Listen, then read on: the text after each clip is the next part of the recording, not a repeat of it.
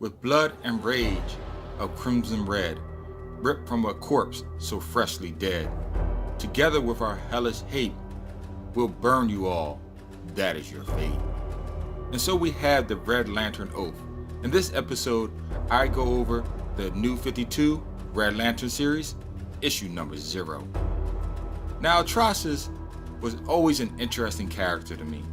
I mean, this guy is basically Frank Castle from The Punisher.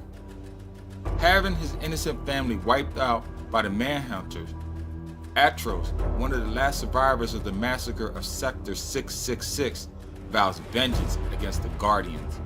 And with the help of some survivors calling themselves the Four Demons, he becomes Atrocitus. I never got why this guy was characterized as a villain in the comic. Okay, he kills, but so does the Punisher, and the Punisher's not looked on as a villain. He wants vengeance and seeks it by violent means, but it is focused on those that he believes have done him wrong. Characters like these have always interested me.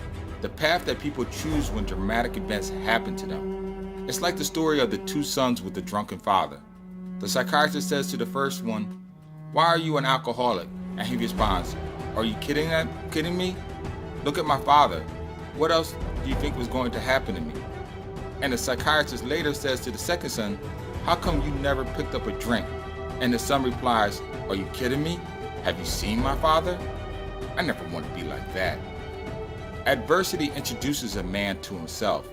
What happens to us by external circumstances has a lasting effect on us, whether we want it to or not.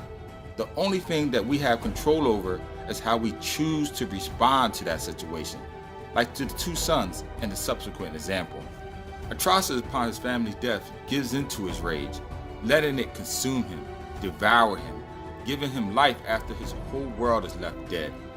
Now later on we find out, in fact, that the Guardians were not responsible for his family's death. It was a program error implemented into the Manhunters by the Owen Vrona.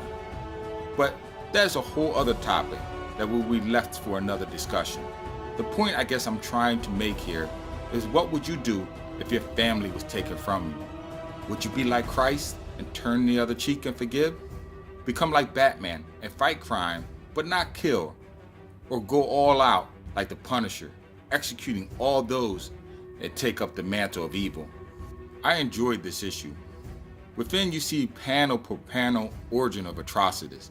You also learn a few things too.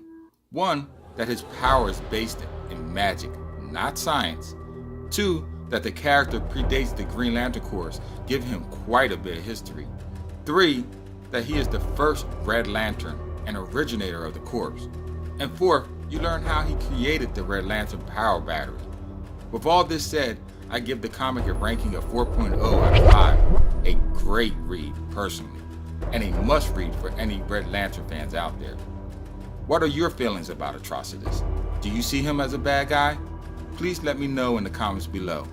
Also, please share this video if you liked it.